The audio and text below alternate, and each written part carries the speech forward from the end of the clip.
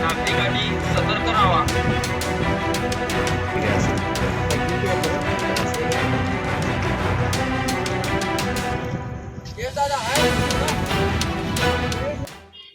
नमस्कार. गेल्या महिनाभरापासून पावसानं उघडीप दिलेली होती, परंतु गेल्या आठवड्याभरापासून पाऊस जोरात सुरू आहे.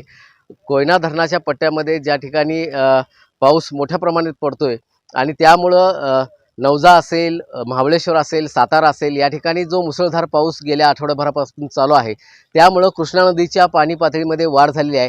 काल सकाळी कृष्णा नदीची पाण्याची पातळी 19 फुटावर होती, ती आज आत्ताच्या घडीला 24 फुटापर्यंत जाऊन पोहोचलेली आहे. त्यामुळं झपाट्यानं फुटाफुटाने या कृष्णा नदीच्या पाणी पातळीमध्ये वाढ होते.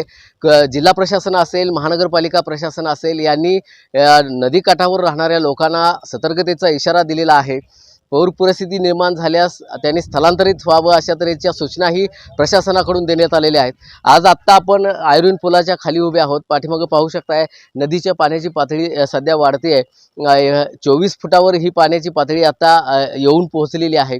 आणि जर पूर सदृश्य परिस्थिती निर्माण झालीच तर याला दोन हात करण्यासाठी, या परिस्थितीबरोबर लढण्यासाठी अनेक सामाजिक संस्था असतील, पक्ष असतील, हे समोर आलेले आहेत.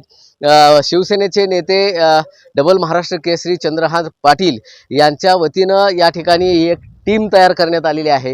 ही चंद्रहार पाटील यूथ फाउंडेशनच्या वतीनं ही जीवरक्षक टीम तयार करण्यात आलेली आहे. अनेक तरुण युवक या टीममध्ये सध्या सहभागी झालेले आहेत आणि पूर परिस्थिती निर्माण झाल्यास लोकांना पाण्यातून बाहेर काढणं असेल किंवा इतर ज्या त्या संबंधाने येणारे जे काय कामं असतील ते करण्यासाठी ही टीम सध्या सज्ज झालेली आहे. आपल्याबरोबर शिवसेनेचे नेते आहेत सूरज कासलीकर, आपण त्यांच्याशी बोलूया.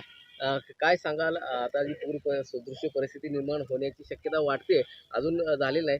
इथं जरी पाऊस कमी असला तरी कोयना धरणपट्टा असेल किंवा सातारा, महाबळेश्वर तिकडे पाऊस पडतोय, त्यामुळं कृष्णेची पातळी वाढते. काय आता त्याला उपाययोजना काय आहे तुमच्याकडे? जय महाराष्ट्र. शिवसेनेचे आमचे नेते उपमुख्यमंत्री माननीय एकनाथजी शिंदेसाहेब यांनी सांगितल्याप्रमाणे 80% समाजकारण व 20% राजकारण हा आदर्श डोळ्यासमोर ठेवूनच आम्ही सर्वजण काम करतो.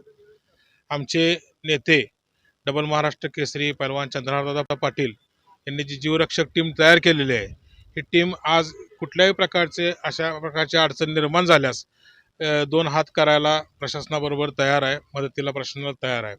अशी अडचण निर्माण होऊ नये अशी सर्वप्रथम मी गणरायाच्या चरणी प्रार्थना करतो. पण निर्माण झाली तर आपण सुद्धा बेसावध असू नये.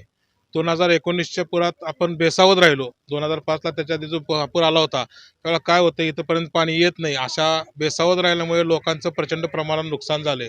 तीच वेळ परत येऊ नये म्हणून आज आम्ही इथं सर्वप्रथम थोडीशी पातळी, काल जसं यांनी सांगितलं की 5 फूट पातळी एका दिवसात वाढली आणि कोयनानगर परिसरात पूरपट्ट्यात पाऊस जोरात आहे. जर वाढली तर काय करावं लागतील उपाययोजना, याचं निरीक्षण करण्यासाठी आज संपूर्ण टीम इथं हजर आहे. आमच्या टीम प्रमुख शुभम उपाध्याय असतील, त्यांच्याबरोबर असणारे त्यांचे सर्व सहकारी असतील, हे अतिशय उत्तमरित्या काम करतात.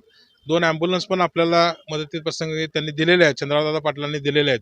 तर ह्या सर्व गोष्टीचा उपयोग समाजासाठी व्हावा, जास्तीत जास्त व्हावा, ह्या पद्धतीने आम्ही काम करत आहे. अशी परिस्थिती निर्माण झाल्यास ही सर्व टीम सज्ज आहे.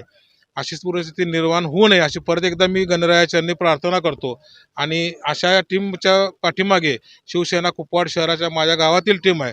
त्यामुळे शहरप्रमुख म्हणून मी सदैव यांच्यासोबत आहे. यांनी कोणत्याही वेळेस हाक मारली तर मी त्यांच्यासोबत आहे असं मी सांगतो.